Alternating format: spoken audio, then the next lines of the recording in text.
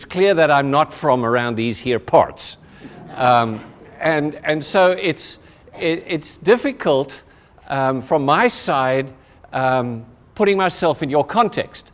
And from your side, wanting to know what this foreigner's got to really say to you. You know, I mean, what does he know about us? Well, I don't know. But I grew up in a country which was divided racially, South Africa, through this horrible apartheid thing for all my years growing up. And then 20 years ago, this May, it's been 20 years, I can't believe it, when a well-known South African Methodist became our first president of a democratic South Africa. Did you know he was a Methodist, Nelson Mandela? Born and raised within the Methodist family and schooled at a Methodist mission school in his home village of Kunu in the Eastern Cape of South Africa. So, and faithfully one of ours all his life. Anyway, when he took over, the country was in a situation where 5 million of 50 million or so of the population was white. About another 5 million or so was mixed race, and the balance 80% was black. And South Africa's got their own terminologies for all of that, but that's not relevant for here.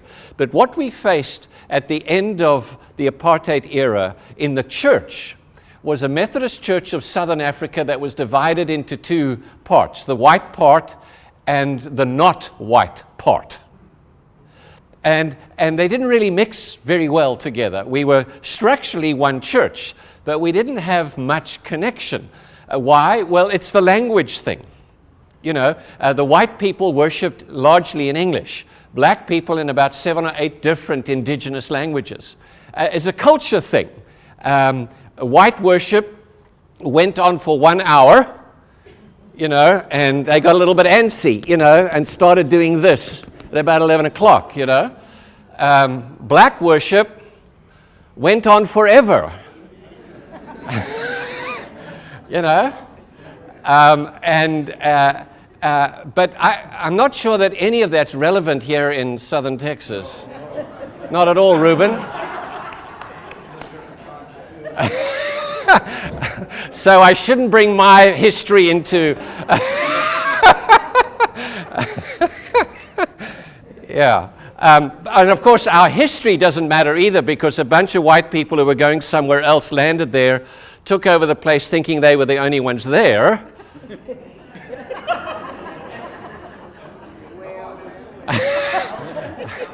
Sent the indigenous off into designated reservations, and when they found minerals underneath, took that from them too. You wouldn't know anything about that either. Yeah, right.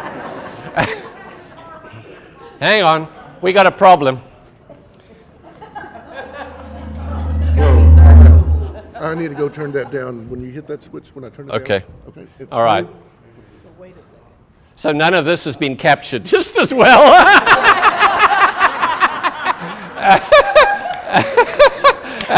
Don't put this one up on the... You already got your first edit. Yeah. Hang on a second. Now we're there. Okay. Okay, start over. As I was saying. Right, yeah, off the record, yeah, okay. So it is amazing, isn't it, how so different contexts and we deal with the same realities. So what I want to do this morning for the hour that I have with you is to speak about the practicalities of what we were talking about last night.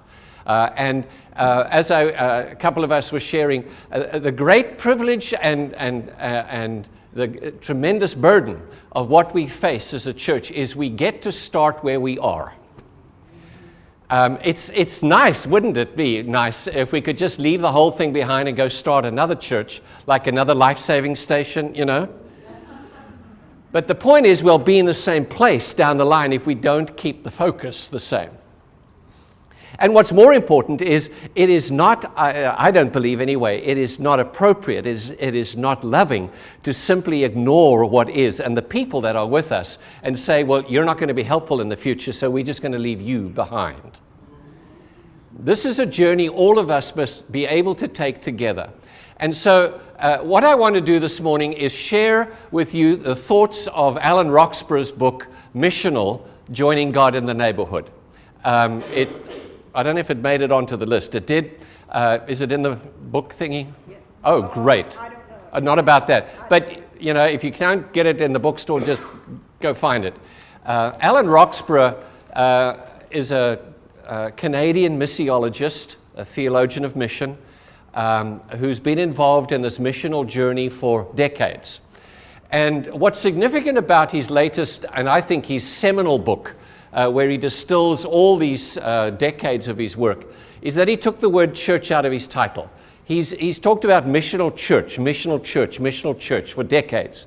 And he took that out of the title because he says, church questions distract us from the real task at hand.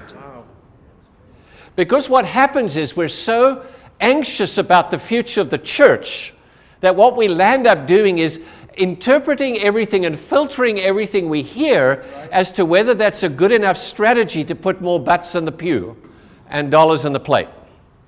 So we look at programs, we look at ideas in terms of us, the church. And so what he's done is he's talked just about missional, joining God in the neighborhood. And that's his simple definition of what our work is to be about. It's not to create a wave, as Rick Warren said, using a surfer metaphor. He said, surfers ride waves. The Holy Spirit creates the wave. We've just got to choose which one to ride. And you know, the difference between a good surfer and a bad surfer is which waves they choose to ride. And so Alan Roxburgh is telling us that God is at work in the world. Our job as church is to see what God's doing and to join God there. And then use the church to help and encourage people to be effective in what they do there. So God is already at work around us. And I hope we get that because, you know, I was involved in volunteers in mission long enough to have heard some really bad theology being expressed in short-term missions, the worst of which is when we arrive at a place, somehow we've beaten God there. You know what I mean? Like God wasn't able to do anything until we arrived. And of course, there are partners on the ground, you know, fellow Methodists even. But, you know, we've got to like start from scratch because they don't really know. God is at work. And unless we're listening, we're not going to discover what God's doing, and therefore we're going to miss the opportunities that lie in front of us. So, says Alan Roxburgh, and these first couple of slides are just a summary of his thoughts in the book. We have spent so much time in the last 40, 50 years as the church began its decline, spending our time and spinning our wheels about ecclesiology, how to be church, instead of missiology, how to be about God's mission in the world. And we've had fights about traditional versus contemporary. You know, and liturgical versus free praise, and pews versus, you know, this, and organ versus band, and all sorts of arguments that are essentially church arguments. While the world out there continues largely to ignore us. Do you know that since 1968, on average, every Sunday that we as United Methodists have sat down for worship in the United States of America, we've lost 1,000 Methodists. For 40 years. Now, we've got some really good stories to tell in that time. We've seen some amazing churches rise up. We've seen some dramatic ministries. But overall, we've declined by 1,000 United Methodists a week. A week. Despite all our ecclesiological efforts and programs and, you know, church growth and church health and this and even the missional church thing has become a fad in some places as a way to look at church. So all this time we've spent trying to develop techniques to fill our churches as if church stuff answers all the questions. as if the world is waiting for the church to get its act right, when God's waiting for the church to get into the world so that the world can be restored to the shape in which God made it. And Alan Roxburgh uses Luke's Gospel and the book of Acts to help us understand our own context. And he puts it this way. He says, when Luke wrote his Gospel, Christians were getting anxious because they'd been told and they'd understood that Jesus was returning fairly soon. But Jesus didn't turn up. So what do you do when the Jesus you're expecting hasn't turned up and the first flush of the church expansion is past, and now they're saying, where's Jesus? Well, you've either got to deny that or you've got to help people put it in context. And that's what Luke does. And what Luke does, especially in the story of Luke 10, remember from last night, from Luke 10, is he shows how we can live with the expectation of Jesus coming with the fact that he still hasn't come. And that's in that long theological word which you shouldn't use outside this room, eschatology. And I don't mean the left behind nonsense, because that isn't biblical. It's nice fiction, but it ain't in the Bible. By the way, the word rapture doesn't occur in the book of Revelation, just in case you mistake. It's once in 2 Thessalonians, I think. It doesn't mean what those guys say it means. But eschatology is living with the hope of what is yet to be in the context of what is not.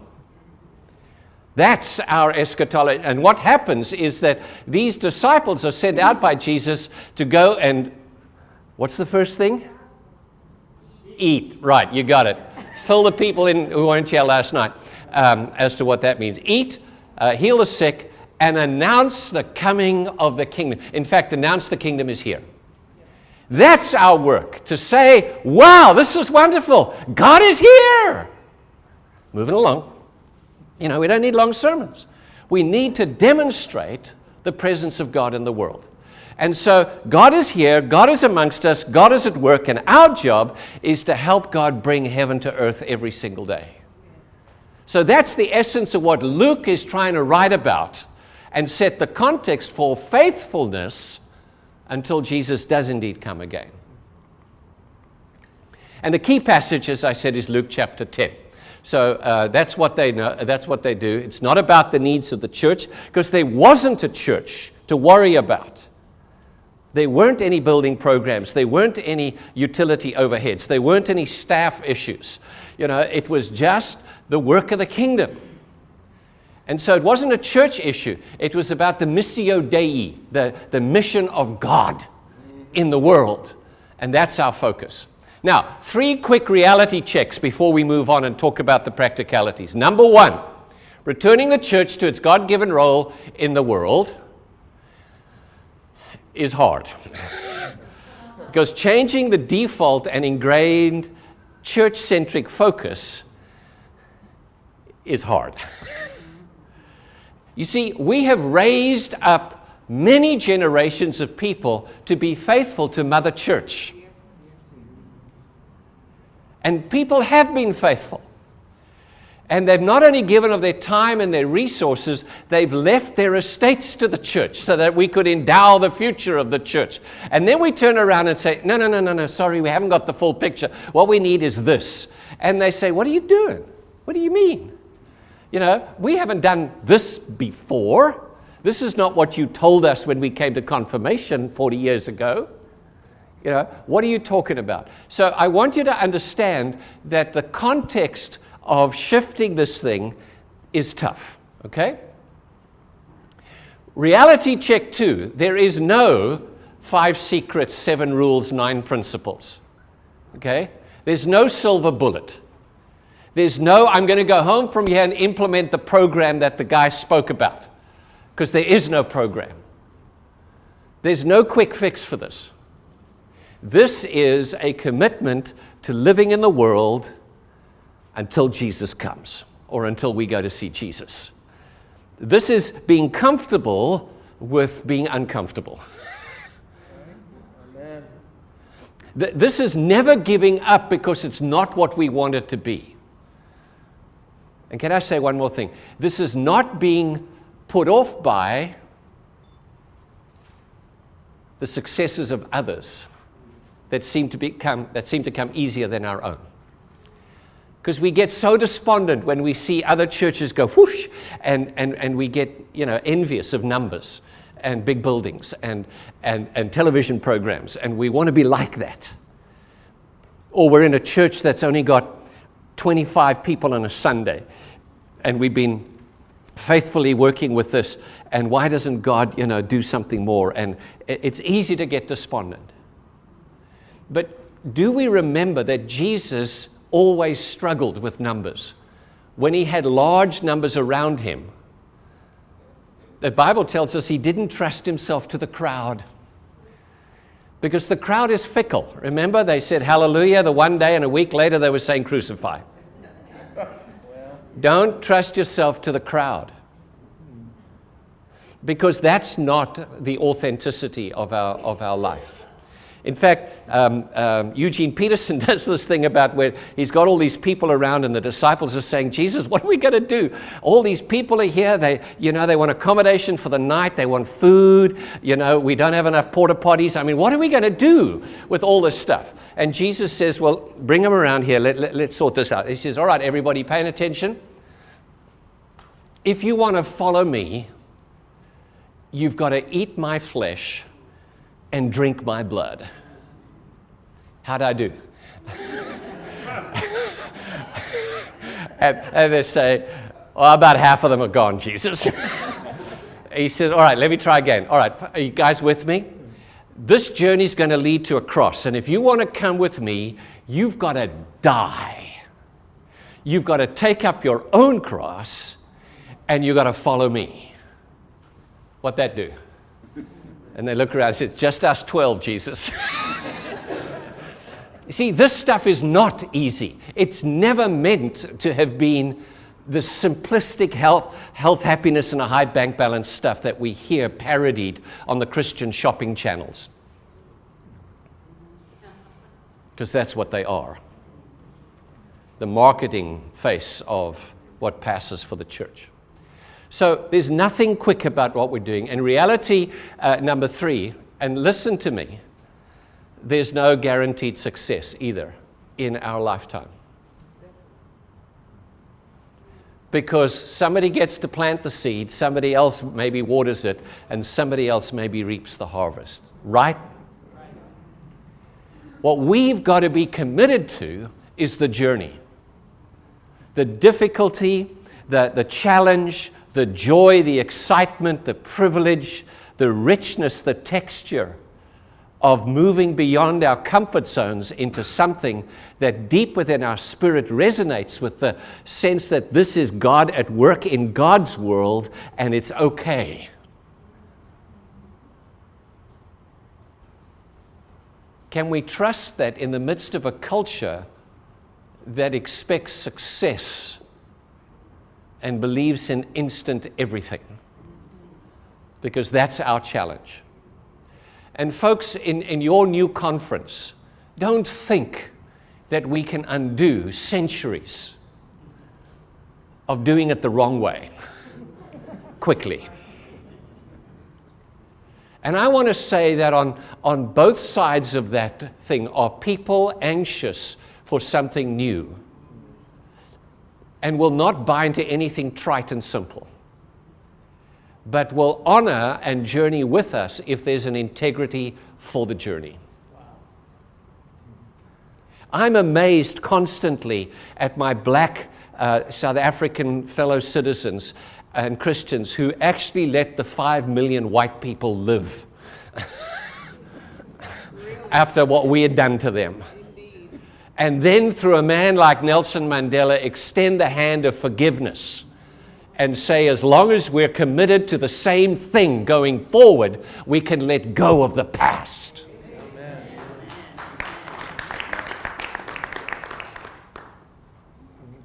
I have some thoughts about that. I'm sure. Yes, Marion. It's a humbling thing to read a man like Nelson, and if you haven't read his autobiography, Long Walk to Freedom, put that on your bucket list. It's a long book, but it's worth reading. Where he goes onto Robben Island, having been sentenced there by the apartheid government, and meets his ANC fellow members who say, this is how you treat that God, it really gets him upset, and this is, you do this, it makes this guy angry, and really ticks them off if you behave like this. And Mandela says, what are you doing? He said, well, we're getting back at them. What do you mean? What are we doing? He says, we don't win if we make them angry. We win if they learn who we are and journey with us. It's a profound thing. Okay, so what do we need to do going forward? This is kind of the back end of the book now, and he outlines something, and he summarizes it around the Luke 10 thing. So the first thing he says is, if we're going to make this shift, this missional shift, if we're going to get somewhere, focus locally and on the ordinary.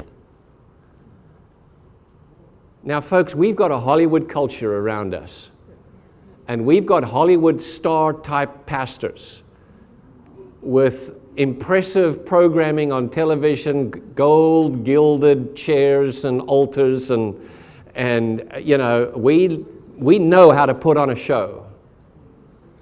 And ordinary is not a word in our context, but in the gospel work, it is in the ordinary that God turns up most. And what we need to be about is focusing on that. But we think big stuff, don't we? We dream of changing the world by tomorrow.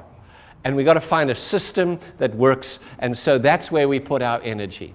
But where we live and where we worship needs to be connected again to what we believe, so that that faith in Jesus can be expressed in our own neighborhoods and expressed in a worship that is contextually connected to the neighborhood. When I came to the United States 19 years ago, one of the things that I saw as I traveled from the East Coast to Dayton, Ohio, where we lived for a couple of years, is as you came through every town, on the edges of town around the highways, they all looked the same.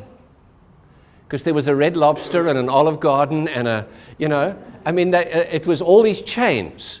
And there was a Walmart and there was a Target, and it was generic everything.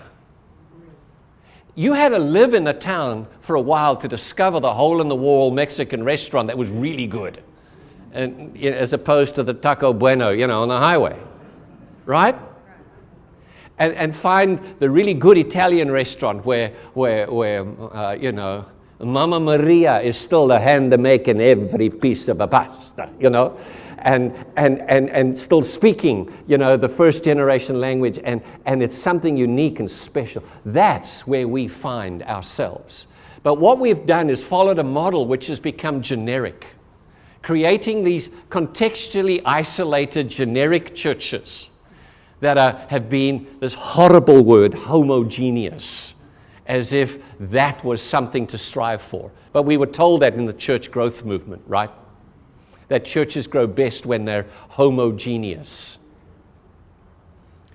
Doesn't mean they grow right, it just means they grow fast.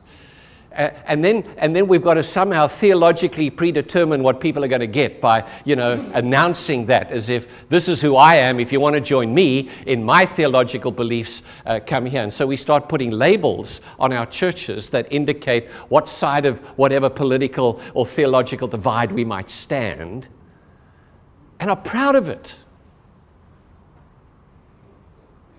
And then we've got this model that's been driven by self-interested affinity fellowships of, these are my kind of people, as if that's the goal.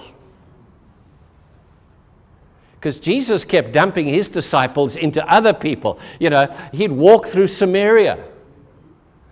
Hey, Jesus, we don't go this way. Yeah, we do.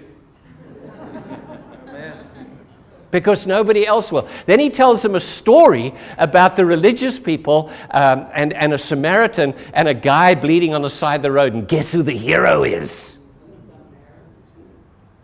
And then he sends us out in Acts 1 verse 8 and says, you'll be my witnesses in Jerusalem, that's easy, that's hometown. Judea, that's easy, that's around. Samaria, what? Can I get to the ends of the world by bypassing Samaria? No.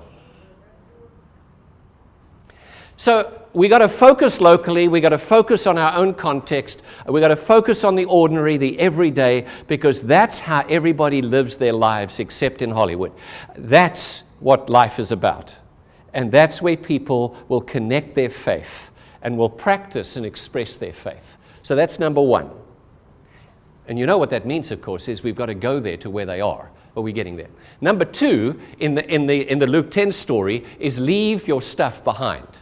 And this is metaphorical baggage now. And one of the things that we carry baggage of, especially us clergy who've been trained through the 60s, the 70s, and the 80s, we got to leave behind the baggage of church success and looking for the next great program.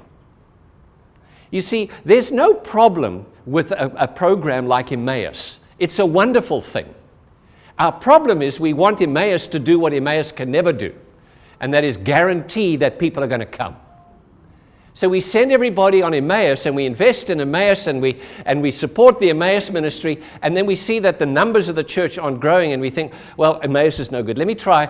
And so, we can send them on VIM. And so off they go on VIM, and we get them thinking about that, and still nobody comes. Well, you see what I'm saying? We look at the program to do something it's not designed to do. What it's designed to do is connect us to God and to God's world, and then we just need to get out of the way and leave our baggage behind.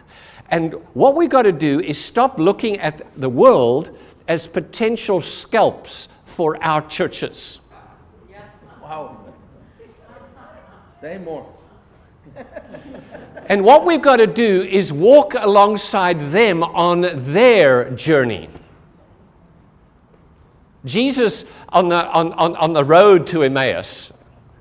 And you know, I wonder always why they call it a walk to Emmaus. I think it's a sit to Emmaus myself. But anyway, the only thing they get right is there's lots of food. But anyway, on the road to Emmaus, Jesus doesn't reveal himself until right at the end. He walks with them with their he doesn't interrupt them and say, hey, idiots, this is me here. Now, let me tell you what you should have seen, and let's go back, you know. He doesn't impose himself on them. He journeys with them, even in their confusion. And what we want to do is give answers, right? You know, sitting with the family, loved ones just died. Why did this happen? Well, you know, I've been to seminary, so I've got an answer for that one. Let me see. Nah, just keep quiet. Just journey with them in their pain. And then Jesus, when he sends out these 70, he says to them, don't move around from house to house. What he means is this, what became in the monastic movement the vow of stability. Remember that? The rule of stability, where you stuck around. Now, let me tell you, we don't do that very well. A couple of levels. The average American citizen who owns his or her own house lives in that house for less than 5 years, on average. And if you rent a home, it's less than 18 months. And then we've got this thing called church shopping. You know, so when the preacher offends us, we go find another church. And so we keep moving the furniture around on the Titanic.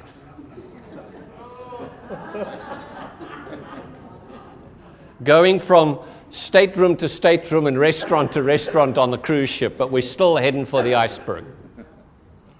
We gotta make some investment again in the community. I remember one a member of a church I served speaking with regret about how his wife and he had moved from a community. They had a 2,000 square foot home, and the next thing was, now that they were upwardly mobile, was to buy the 4,000 square foot home.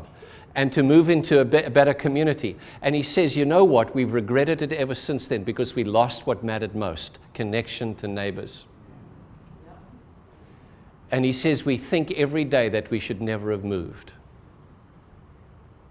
And he thinks about the effectiveness of his faith in relation to his neighbors. And he says, I don't have a relationship with them because they don't come outdoors. They don't relate. We've got to bloom where we plant. Then this whole thing of eat what's set in front of you. And I've said it's not about the food, but it's about the context of what a meal does. But what it really means is we've got to enter the world of the other person. We've got to take their world as the center, not ours. I've been on enough VIMs to have heard people sitting at tables all over the world looking at the dinner that's about to be served by our gracious host saying, what is that? I'm not going to eat that. And I say, oh, yes, you are. And I say, no, I'm actually a vegetarian. It's amazing how many people become vegetarians right on missions,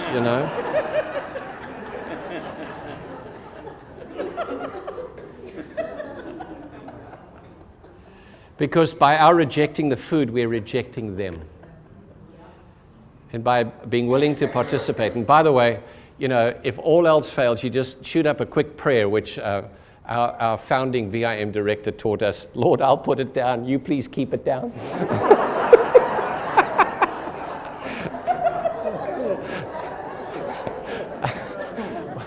And that's funny at one level, but at another level, it's kind of acknowledgement that we think there's something wrong with what other people eat, and therein lies another story. But you get what I'm saying, right?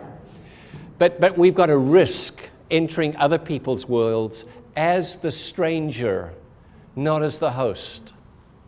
We're uncomfortable being the stranger. Try it sometime. Invite people who least expected to come and have dinner at your house, not at a restaurant where you go Dutch, and everything's even. Invite them to your home.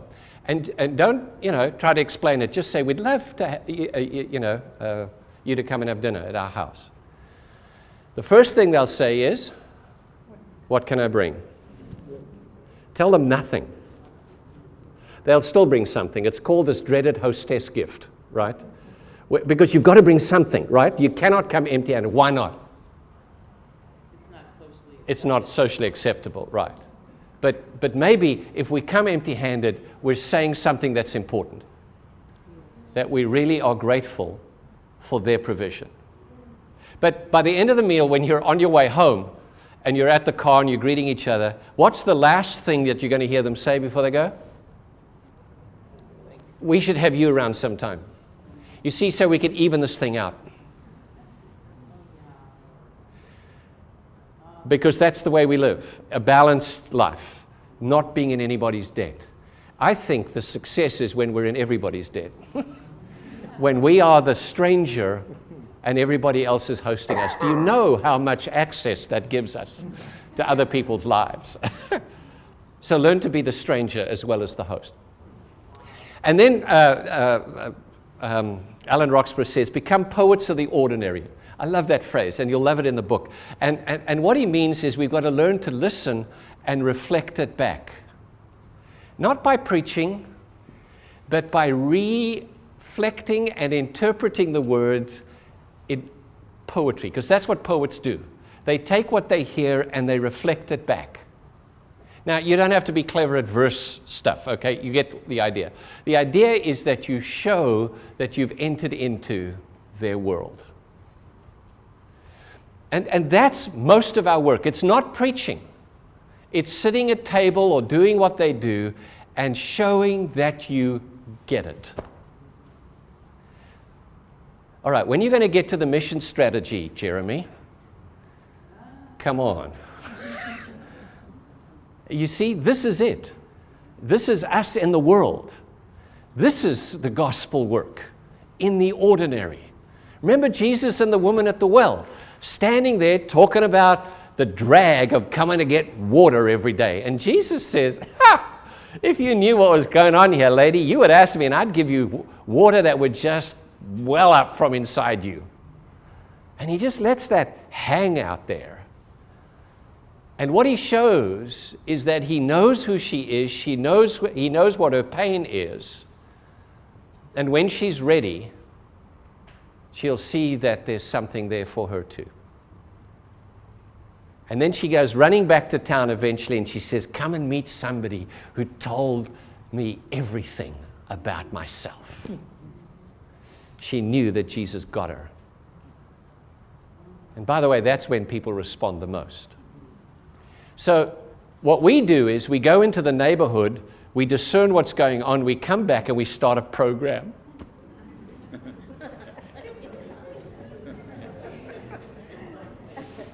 We walked around the neighborhood, there's a whole lot of people here hungry. Let's start a food pantry.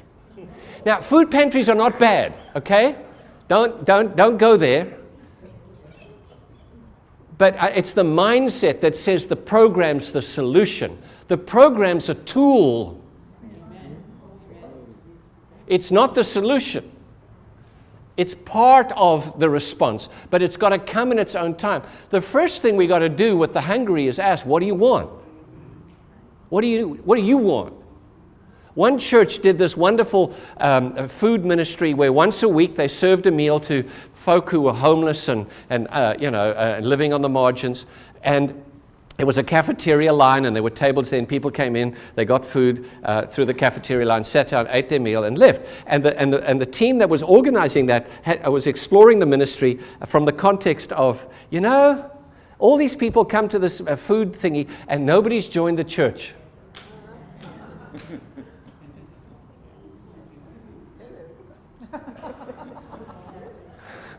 That's a good question. To start is why? Is it because of them or because of us? But that's a different issue. So they did some honest research and thinking about this. And by the way, they were asking this question when the team was sitting at a local restaurant having their lunch after they'd served the lunch to the homeless people.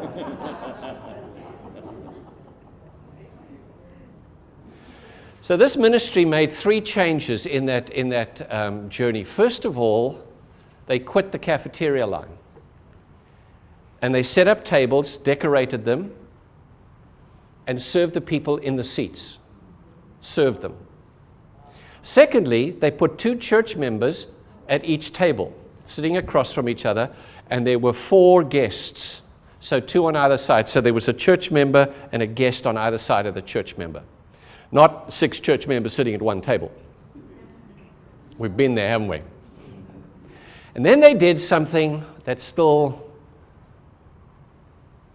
sends chills down my spine.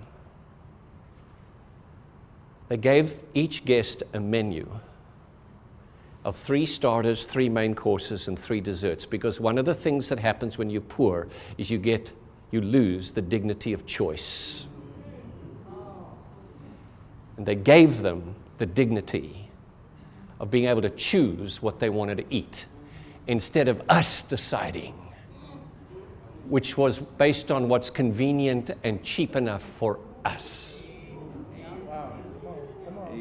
Do you see the difference of encountering people in their circumstance as opposed to try to find problems solved and programs started that help us? And then create places of disruption and unpredictability. How many? Pastors, just stay in your seats for a while, okay? Because I know what we hate most is disruption and unpredictability, okay? And we try to get things in order so that we can get home on time and see our own families and, just start at a reasonable time in the morning. But Jesus, everywhere he went, physically or metaphorically, turned over tables. He upset the status quo. He questioned what was going on. He created space for something to happen. And by the way, you don't grow anything if you don't turn the soil over. We got to move from the safe and static to the risky and the unpredictable if we are ever going to shift back to where we need to be. Then, says Alan Roxburgh, we've got to listen people into speech. Now, God keeps working on me on this one because, I open my mouth before my brain's engaged too often. But it's a special temptation for us extroverted kind of people who only know what we're thinking once we've said it.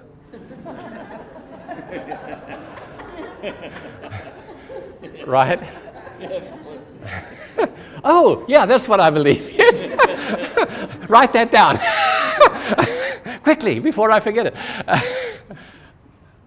And the whole idea is to be quiet long enough so that people can evoke their own words and work towards their own solutions. One of the things an African pastor told a mission conference that I was attending is, he says, Americans, listen up. He says, once you have spoken, the discussion is finished. Because our people will never contradict you and will want to please you, and so will do whatever you say. Just learn to listen long enough. Because that simple presence and that honest engagement tells them we value them for who they are, not for what they can contribute to my next bright idea and solution. Do you see how this is not a program? This is just relationships unfolding. This is just living with people and seeing what emerges. And it's not about, oh, that was a waste of time. I've got nothing out of that visit. I'll try again. That visit is important in and of itself. And people need to have the sense that when we leave, that we were there for them and that that's enough. Not that we're using them for another agenda. Then says Roxbury, says experiment. He says, don't plan any BHAGs, big, hairy, audacious goals. Because we love that, don't we? And then we write a book about it so that we can profit off our next big, hairy, audacious goal and solve the problem. No, he says, just be happy trying things out. And more things will fail than succeed, and that's okay. Because the goal is not anything outside of the relationships that we establish. And when we hit on something and see what the Holy Spirit is doing in the neighborhood, then something will evoke, and we'll try that. And okay, that didn't work too well, and we'll try something. And that's the journey. That's the work. That's what the church should be doing. And that's what we should be equipping people to do as disciples and followers of Jesus in our church. Helping them understand how to pay attention to that, how to risk experiment, and how to pick yourself up when it doesn't work. And try the next thing. Because we get so depressed, oh, that didn't work, that's a failure. We tried this, it didn't work. That's not the point. I mean, look at those disciples, Peter and the others, for the first few years, suffered from terminal foot-and-mouth disease. They kept getting it wrong, Remember Peter with the blanket of all those animals that he wasn't supposed to eat, and he hears the voice saying, get up and eat. Never, Lord! Excuse me? How can you say no, Lord? But, he didn't get it. And Jesus, appearing to him, trying to say, how are you going to ever get connected to the world if you exclude the vast majority of them because of your diet habits? You've got to get over that. And what we do, though, is we try to plan programs that draw as many people in as generic as possible so that we can show the DS that we've got numbers. And we put our anxiety on display instead of focusing on the people who have the need. Oh, and then repeat from the beginning. Go over and over and over again. Okay, very quickly what I want to do is some practical steps, and this is just on one slide, and then we'll have some feedback and discussion. So whatever you do, don't do this without preparing the church for it.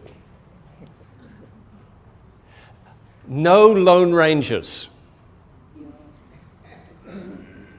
By the way, the Lone Ranger was never alone.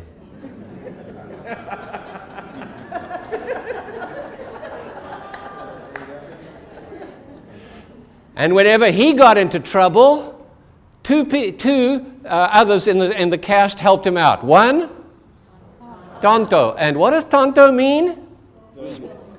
Idiot, fool. Yeah. And the other one? Silver. You see, in the Bible, Balaam's donkey was brighter than he was. The prophet of God heard the word of God from an ass. Now, there's a missional story if I ever heard one.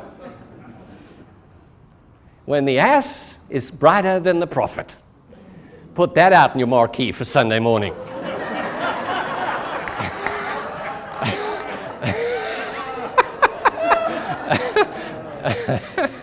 And see who comes.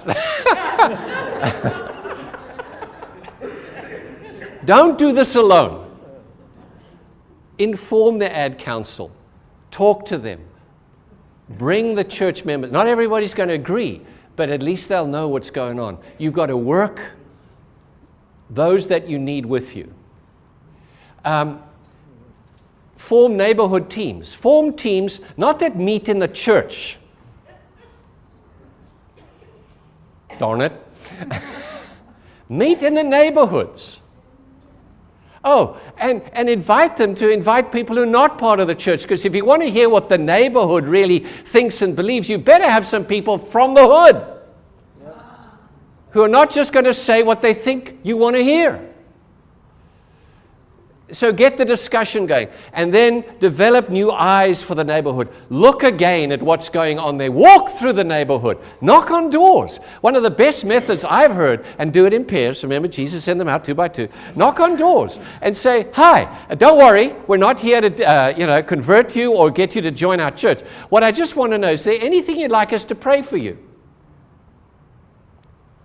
Huh? Yeah, we're just, we're from one of your neighborhood churches, and we're just walking around here, and we want to pray for you. Is there anything you'd like us to pray for? Can we do it now? Right here on the porch? Sometimes they'll invite you inside. But as they break down the resistance to, they're here to convert me or get me to become a JW or a Mormon or, something else, or they want my money or anything like that, they'll start saying things that will tell you their heart. And then you leave, and don't leave them a pledge card,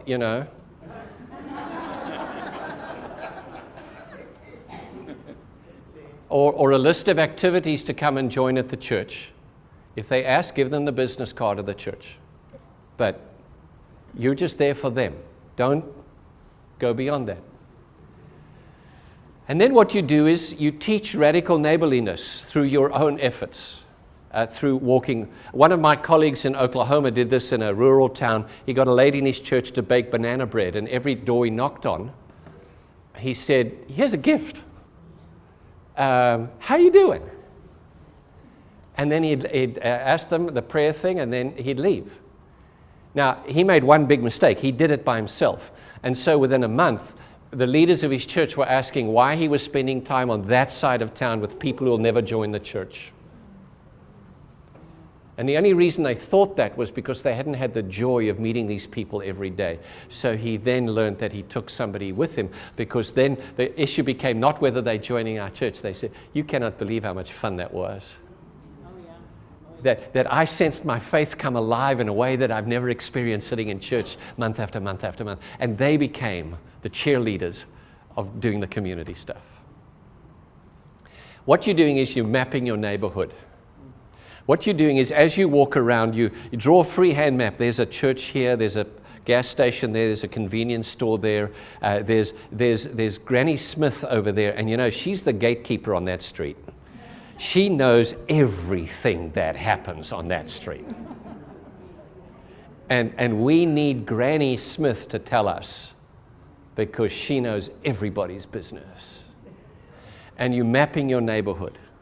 Not so that you can use them for the church, so that you can enter their world with their understanding their rules and how they connect as a community. And by the way, for us white middle class people, the rules are different on the other side of town. And the folk on the other side of town, The rules are different on our side of town. We've got to learn what those rules are. We've got to be patient enough to see that. And then listen to their stories, because that's what you want to hear. They don't want to hear your story. They want somebody to listen to their story. And then you're asking yourself, as your teams meet in the neighborhoods and as you reflect on this, what is God up to? I teach him a class at St. Paul for the course of study. And I do two things with the class to get this across. I ask them, what does your church do regarding mission? And I always get a list of activities. We got a food pantry, we got a clothes closet, we got an after-school tutoring program, we got a. And they're all good. There's nothing wrong with those things. And then a couple of days later in the class, I say, I want you to go around the class again and tell me what God is up to in the neighborhood. And they want to go back to the programs. And I said, no, you've told me the programs. I want to know what God's doing. But that's what God said. I said, no, God might indeed be there, but that's what you're doing. What's God doing without you? Because you haven't got there yet. So it's kind of, and I said, okay, ask me this. Let me ask you this. What's the real need in your neighborhood, in your town, in your village, in your community? What's the real need that God wants you to address? And the honest answer to that most of the time is, I don't know. And then the answer is how you're going to find out. And this is the way you find out. There's nothing like feet on the ground, pounding the pavements. In my neighborhoods, we don't even put pavements in anymore, sidewalks. I mean, there's no sidewalks. You're walking the road, some neighborhoods these days, right? And then you get involved. And then you say to folk, it's actually more important that you get off the church committee so that you can attend the high school basketball games on Friday nights. Because that's where the community's meeting. But I don't have any kids in high school. Who said that's an issue? Just turn up. And go to the markets on a Saturday morning. Go to the places where the community are. And drag your barbecue out into the middle of the road on a Saturday evening and knock on the doors around there and say, supper's ready. Come and join us. Find out what's going on and get involved. And then do the report back thing. And then, oh darn, see where it goes next. I'm sorry, I don't have any answers because I don't know what the questions are yet. Do you see that? This isn't about coming out with a program and a predetermined thing that we can now start something because that makes us feel good. And how much is it going to cost us? Do we need to add this to the budget, or can we take it out in an existing line item on our budget? That's not the point. Yep. The point is, where's God going to take us with this thing? And if it's anything like a certain guy by the name of Jonah, it might take us in the opposite direction that we want to go. Lord, I don't want to go to that community because they're the people that I avoid. And anyway, I know what you're going to do. You're just going to forgive them.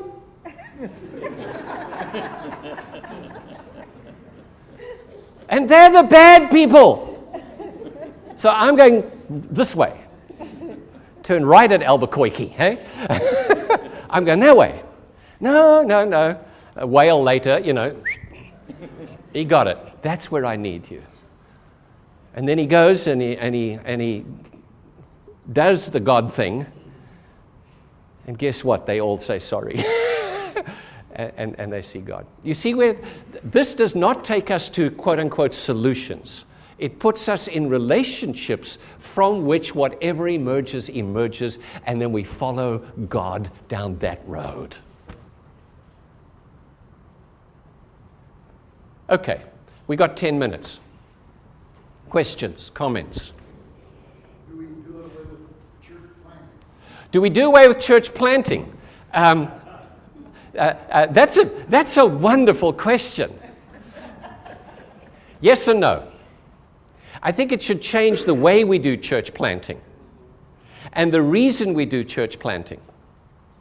You see, if all we're trying to do is to get a another brand of the United Methodist in this community.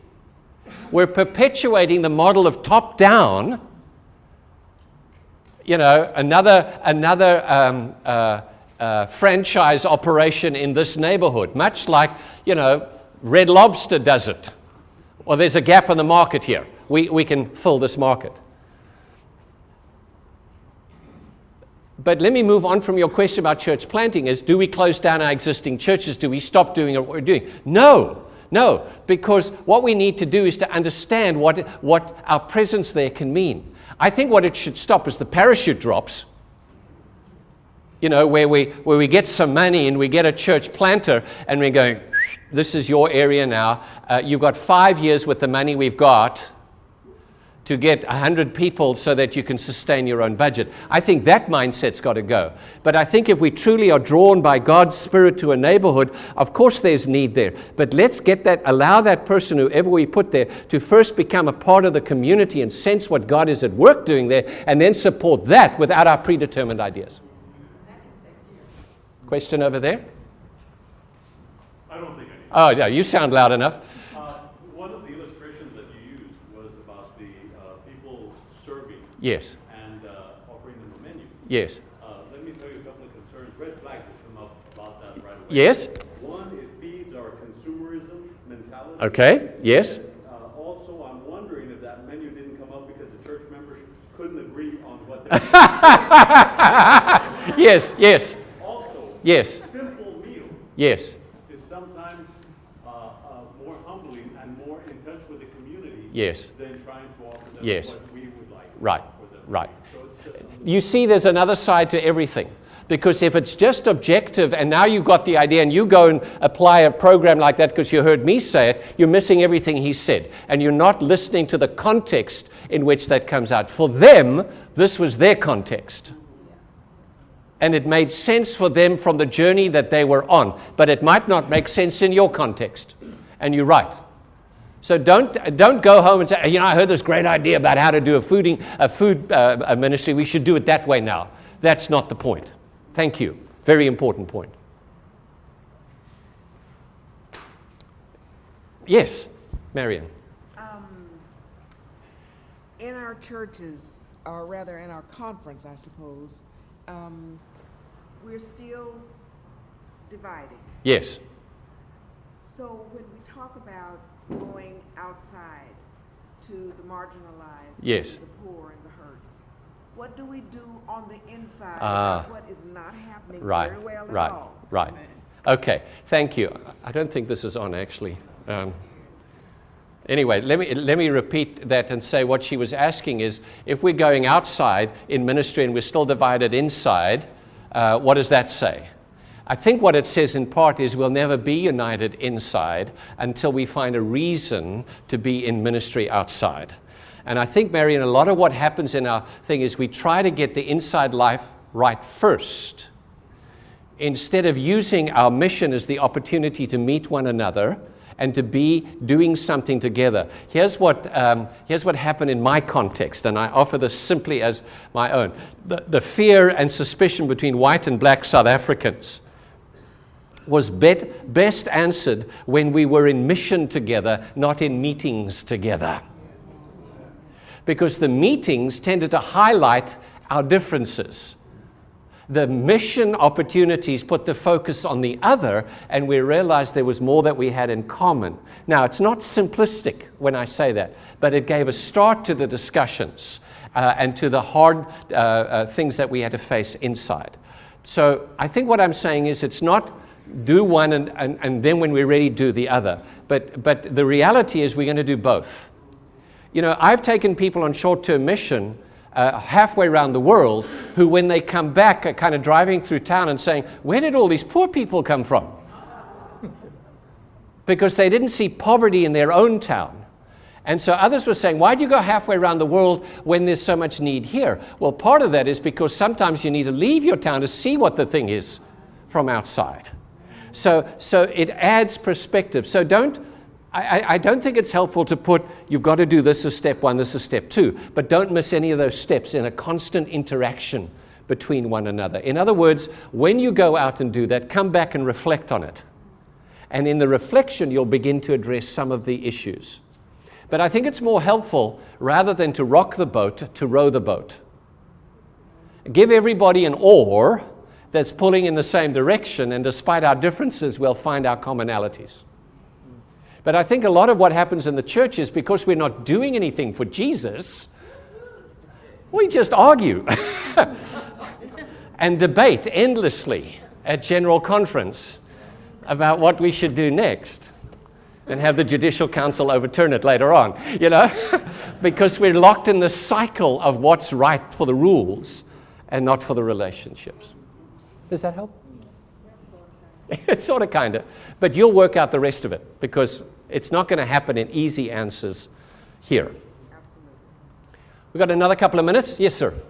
I hear you saying the mission field is mostly disenfranchised people.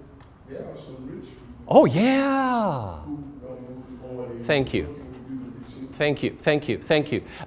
Thank you. Sometimes the margins are not economically marginalized.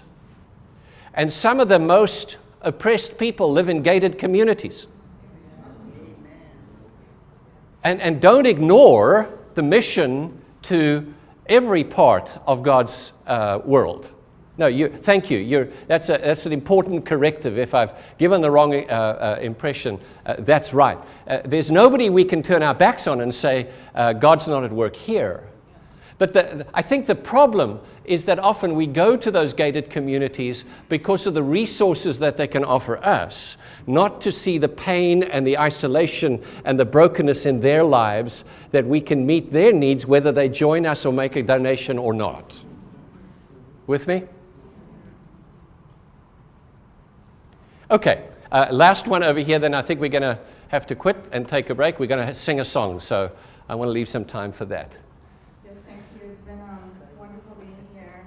But also, I think that the minute that we realize that we are all lifelong learners, Yes, we never finish learning. yes, And not only teaching, but modeling Yes. is not required for us to speak yes. with our actions.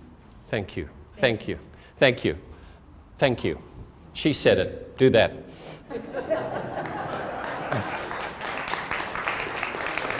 Where's Danton? I need my pianist. Oh, there he is. I need my pianist.